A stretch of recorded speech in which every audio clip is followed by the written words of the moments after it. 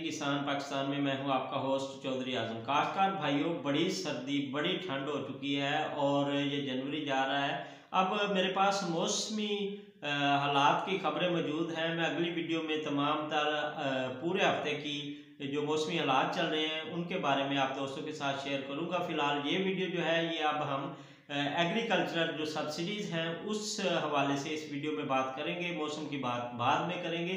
तो किसान भाइयों, इस वक्त ताज़ा तरीन जो अपडेट्स हैं वो ये है कि डीएपी सब्सिडी पे जनवरी और फरवरी के वोचर जो हैं वो प्रिंट हो चुके हैं, वो गोदामों में पहुंच चुके हैं। वो जहां से डीएपी अपना डिस्ट्रीब्यूट होती है वहां पे पहुंच चुके हैं और वो खाद के बैग्स पे चिस्पा हो रहे हैं।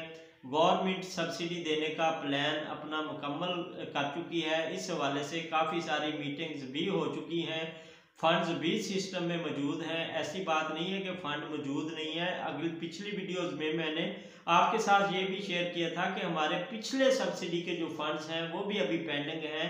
उसके बाद नए फंड वफाक ने भी जो चंद दिन के लिए मसले क्रिएट किए थे, अब मेरे ज़राए के मुताबिक वो फंड्स किसानों को जल्द रिलीज कर दिए जाएंगे। किसानों तक उसकी पेमेंट की अदायगियां जो हैं वो मिलना स्टार्ट हो जाएंगी। जो डीएपी सब्सिडी के हवाले से किसान भाई परेशान है कि हमारी डीएपी की सब्सिडी आजम भाई तकरीबन जून जुलाई से बंद है, तो वो उम्मीद कर सकते हैं कि इसी रवा हफ्ते में किसानों को सब्सिडी मिलना शुरू हो जाएगी। और इसकी अगर मैं बात करता चलूँ वेरिफिकेशन की, तो इसकी वेरिफिकेशन भी होगी। अगर मैं बात करता चलूँ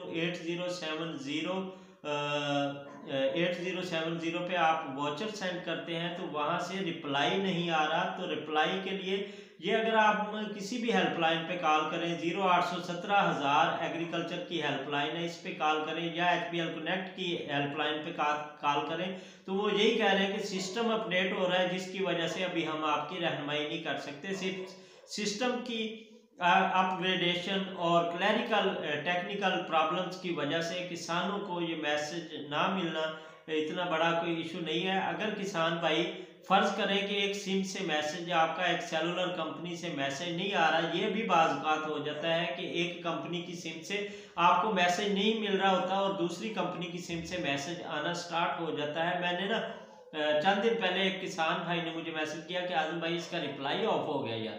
तो मैंने पहले जैज से उसको सेंड किया, नहीं हुआ। जब मैंने टेलनॉर से ई वोचर जो था इसका सीड का वो मैंने सेंड किया तो उसका फ़ौरन रिप्लाई आ गया।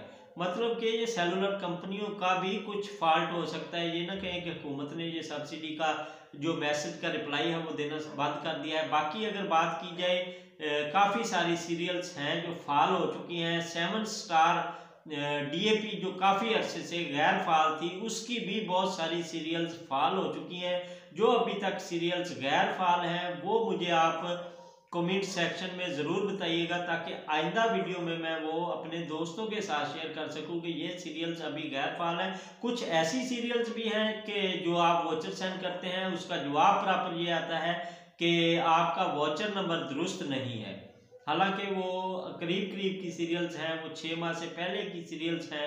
बाकी अगर बात की जाए कि आजम भाई आप तो कहते थे कि इसका 1 साल टाइम पीरियड कर दिया गया है वोचर्स का और ये 6 माह के बाद एक्सपायर हो रहे हैं, ये इसकी अपग्रेडेशन जैसे ही होगी ये साल वाला ही काम हो जाएगा। मैं आपको महीना 2 महीने पहले आगाही दे देता हूँ।